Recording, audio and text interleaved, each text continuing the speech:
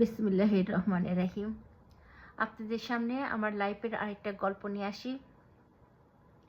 গল্পটা হচ্ছে 2016 সালে আমি একটা প্রোগ্রামে যাই, ওপেন ডোর সোসাইটি প্রোগ্রামে। তো ওই প্রোগ্রামে যাওয়ার পরে আমরা 17 জন মহিলা একসাথে ছিলাম, বড় একটা প্রোগ্রাম। তা ওইখানে আমাদের যে কোঅর্ডিনেটর, উনি সবাইকে একটা একটা করে হোয়াইট বোর্ড দিছে যে 5 বছরের ফোকাস বা 5 বছরের প্ল্যান নিয়ে আপনারা একটা ছবি অঙ্কন করেন। তা আমি একটা ছবি আঁকছি। সেই সময় আসলে আমি আমার 2 বাচ্চা নিয়ে আমি এখানে ছিলাম, আমার স্বামী আমার পাশে ছিল না। তা আমি সেখানে ড্রয়িং করছি আমার একটা নতুন বাড়ি, আমার 2 ছেলে মেয়ে, আবার আমার হাজব্যান্ড পাশে আছে, আবার আমার নতুন গাড়ি আছে।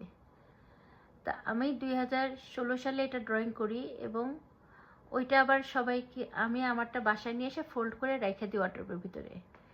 এখন মজার ঘটনা হচ্ছে 2019 সালের শেষের দিকে আমার হাজব্যান্ড আসে। তখন আমি আমার নিজের টাকা দিয়েই আমি বাড়িটা কিনি।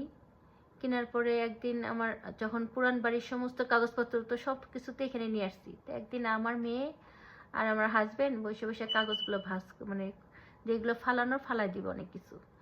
তা আমার মেয়ে একটা কাগজ পায়, বড় একটা মানে বাস করা, ওইটার ওপেন করে দেখে যে একটা বাড়ি, তারপরে সেখানে আমার মানে লেখা রয়েছে সব জায়গায় পরিকল্পনাগুলো যে কী কী চেঞ্জ হবে আমার।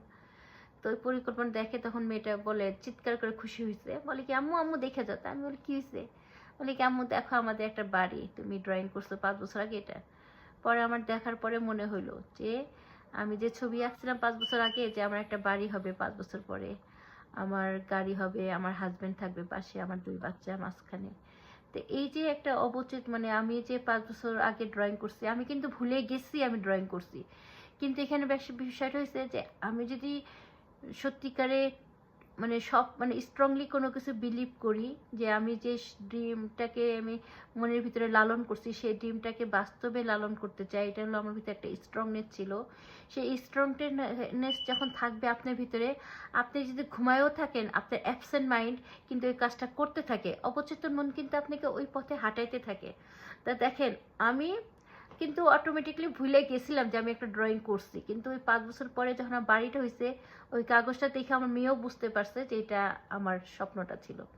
তো এই স্বপ্ন এমন একটা জিনিস যেটা বাস্তবের সাথে রূপদান করার জন্য আপনাকে পরিশ্রমী হইতে হয়। তা আমি 2টা বাচ্চা নিয়েও কিন্তু স্ট্রাগল করছি এখানে। আমি বাড়ি করছি, আমার গাড়ি হয়েছে, আমি সিটিজেনশিপ নিছি, আমার চাকরির ক্ষেত্রেও ডেভেলপ হয়েছে, আমি সবসময় ভালো জব করছি।